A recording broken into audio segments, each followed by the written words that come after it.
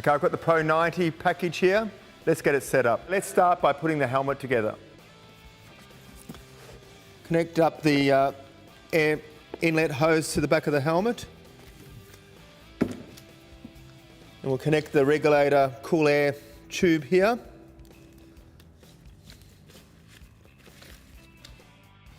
Next, we're going to connect the blast hose and the control lines.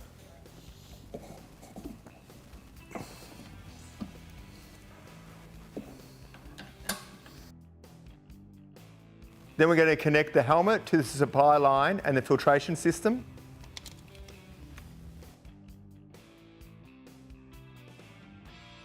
Then we're going to connect the breathing air filter to the blast pot.